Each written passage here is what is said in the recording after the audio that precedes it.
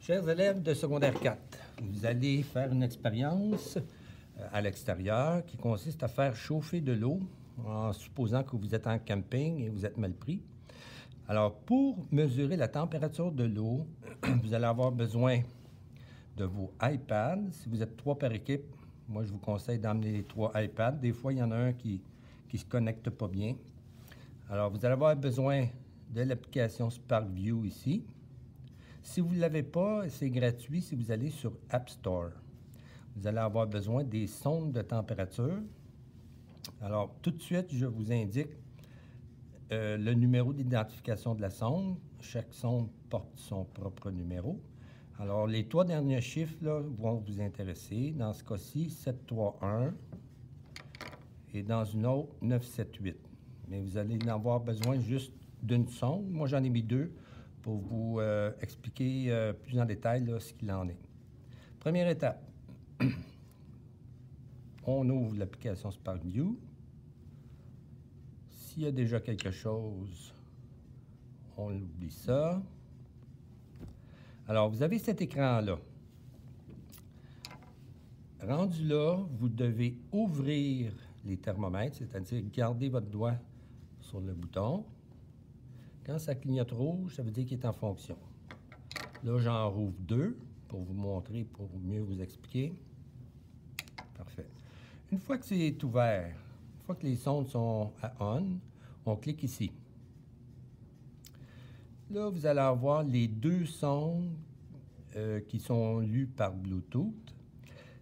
La plus proche de votre iPad, c'est celle qui est en haut. Si vous vous branchez tout en même temps, là, il va y avoir une dizaine de sondes qui vont s'afficher ici. Mais la plus proche de votre iPad, c'est toujours celle du haut. Alors, on clique sur celle du haut. Et là, vous êtes branché. Vous devez sélectionner le mode de prise de mesure. Ça va être ici, données et graphiques. Comme ça. Si vous voulez démarrer la prise de mesure, on fait Start ici. C'est parti. Alors, j'ai ma sonde ici 731. Elle est bien branchée. Elle clignote vert intermittent. Pour vous prouver que c'est bien la bonne, je vais la réchauffer avec ma main. Tout de suite, la température monte. Alors, vous avez les données en fonction du temps ici. Et vous avez la température avec le temps correspondant.